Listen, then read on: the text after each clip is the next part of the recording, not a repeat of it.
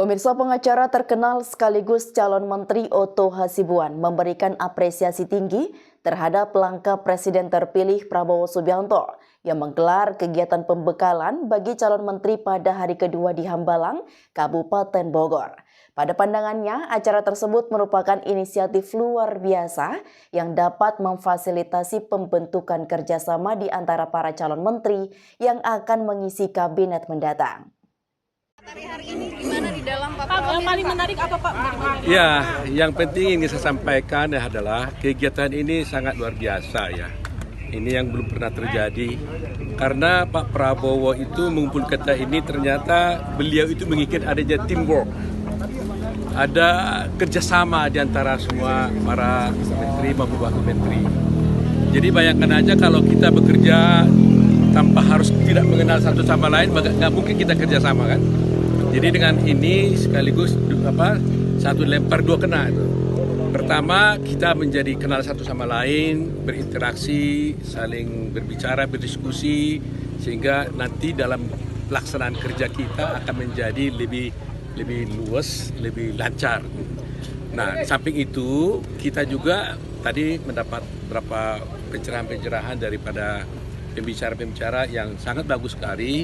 Ya, topik-topiknya memang macam-macam, ada mengenai korupsi, ada mengenai soal ekonomi, ada mengenai AI ya, artificial intelligence dan sebagainya. Jadi paling tidak ya ini membuka cakrawala pemikiran karena kita yang ada di sini kan dari dunia yang berbeda-beda. Seperti saya ini kan lawyer, practicing lawyer yang sudah 40 tahun gitu ya. Tentu masuk dalam dunia birokrasi, kita kan mempunyai gambaran paradigma yang harus berbeda pula. Approaching-nya pun pasti juga akan berbeda pula. Nah, jadi dengan pertemuan ini saya luar biasa kagum dengan Pak Prabowo karena beliau membuat acara ini yang saya kira ini adalah patut dicontoh dan betul-betul membuat kita langsung saling mengenal dan cepat. Jadi kita berkomunikasi cepat melihat kerjasama baik antar instansi maupun antara pribadi. Nah, kalau kita sendiri tidak saling mengenal, tidak pernah bertemu, nggak mungkin kerjasama itu bisa dilakukan. Jadi prinsipnya Pak Prabowo adalah bagaimana kerjasama ini tetap dikedepankan karena tidak mungkin satu orang memikul semuanya. Jadi tanpa kerjasama, tanpa teamwork, tidak akan mungkin bisa kerja ini terjadi.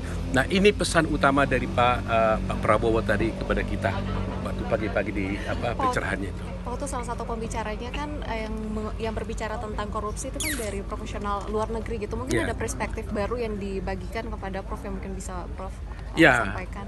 Justru itu kalau di Indonesia kan kita udah tahu bagaimana corruption di Indonesia, kita udah tahu pendidikannya bagaimana. Justru karena dari luar kita melihat dari perspektif yang berbeda. Bagaimana approach mereka terhadap korupsi, bagaimana paradigma mereka terhadap korupsi, bagaimana caranya agar tidak terjadi korupsi, dan kalau terjadi korupsi bagaimana caranya untuk menelusurinya. Ya, dia berikan juga semacam kasus ya, contoh kasus dan sebagainya ya. Nah, ini mungkin bagi saya mungkin soal korupsinya lebih paham daripada yang lain. Ya kan, mudah buat saya. Tapi bagi yang lain juga begitu mudah.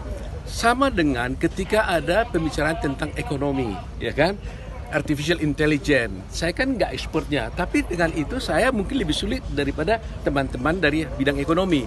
Tapi dengan adanya kesamaan berpikir tadi, paling tidak ya, memang kita bekerja sesuai dengan kemampuan kita, sesuai dengan expertise kita, tetapi dengan adanya kerjasama ini saya kira ke depan akan lebih mudah.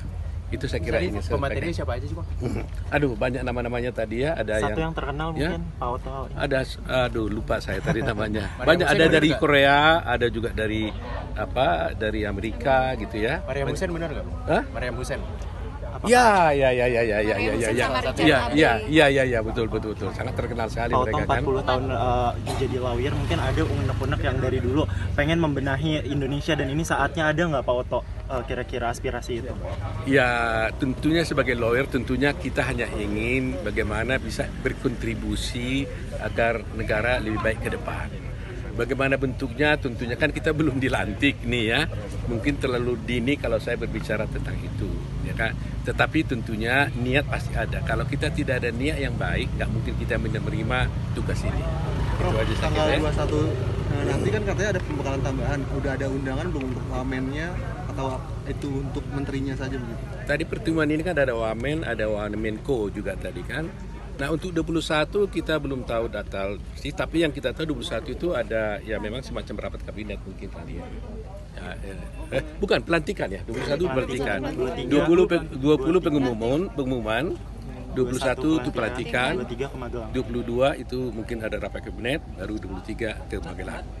Kira-kira begitu. Tapi pastinya nanti tentunya mereka beritahu nanti ya. Makasih banyak Pak Oto. Ikut terus berita menarik dan terupdate lainnya dengan cara like dan share di seluruh akun BITV. Saya Kiki Anggriani pamit undur diri dari hadapan Anda. Terima kasih dan sampai jumpa.